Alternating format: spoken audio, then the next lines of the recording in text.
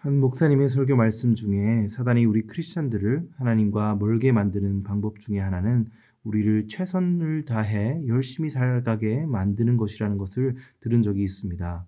성실하게 사는 것, 열심히 사는 것이 왜 나쁠까라는 의문이 들었지만 그 뒤에 이어지는 목사님의 설명에 고개를 끄덕인 적이 있습니다. 목사님께서는 크리스천들이 최선을 다해 열심히 다해 살아가는 것 자체는 좋은 일이지만 많은 크리스천들이 그렇게 살기 시작하므로 크리스천들은 더 이상 기도하지 않고 하나님 말씀에 자신을 비춰보는 일까지 등한시하게 되기 때문이라고 말씀하셨던 것이 기억이 납니다. 오늘 본문 말씀 중에 이스라엘 자손에게 하나님이 행한 것을 돌아볼 것을 사무엘은 말하고 있습니다. 사무엘은 자신의 사역을 이스라엘 백성 앞에서 본문전 말씀에서 돌아본 이후에 이제는 이스라엘 백성에게 자신들이 하나님의 앞에서 한 행동들을 하나님이 그들에게 걷게 하게 온 길에 비추어 되돌아볼 것을 오늘 본문 7절 말씀에 담론하리라는 말씀으로 시작하고 있는 것입니다. 이 말은 이스라엘 자손에게만 해당되는 것이 아닐 것입니다. 우리도 우리의 삶을 하나님의 역사 가운데 비추어 보는 담론함이 필요합니다. 과연 우리는 얼마나 자주 하나님 앞에서 우리의 삶을 되돌아보는 담론함의 신앙을 가지고 있는지 우리 자신을 돌아보기 원합니다.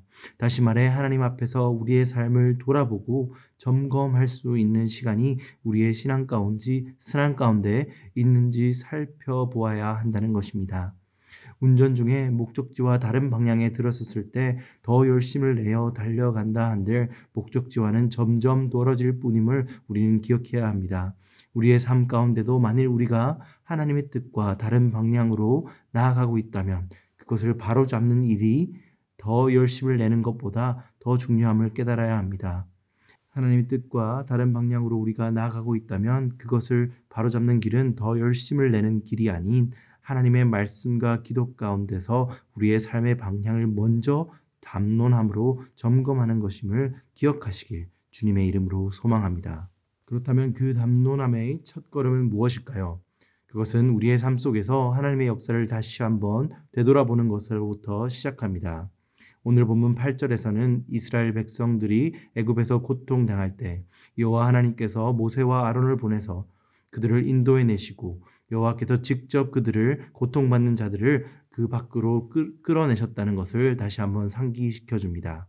그리고 이어지는 말씀에서는 그럼에도 불구하고 이스라엘 백성은 여호와를 잊어버림으로 가나안 족속들과 이방 민족들이 이스라엘을 압제하고 괴롭힘을 가하는 것을 기록하고 있습니다.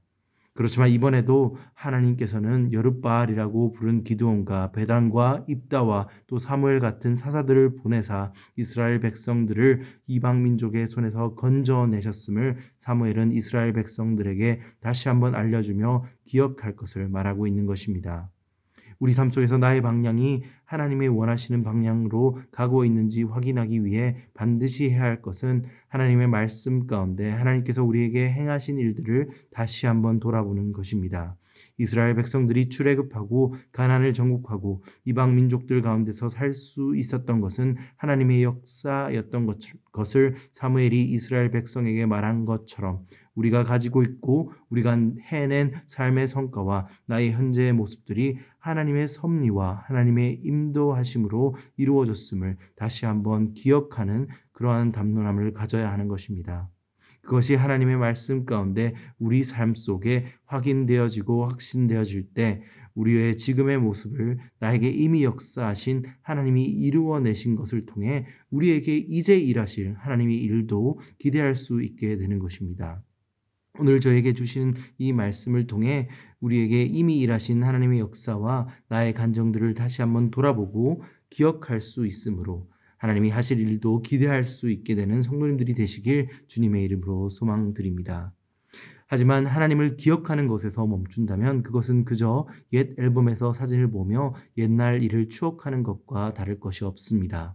과거를 추억하는 것만으로 삶의 변화를 가져오지 못하는 것처럼 하나님의 역사하신 과거의 일을 기억하는 것만으로는 우리의 삶을 변화시키지 못함을 우리는 기억해야 합니다.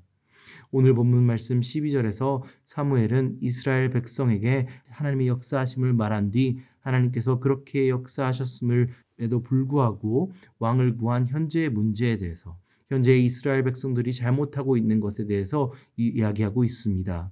하나님이 그들을 인도하고 구하셨지만 이스라엘 백성들은 다시 한번 암몬 왕 나하스가 죄를 치러오자 하나님이 대신 인간의 왕을 구했음을 지적하고 있는 것입니다.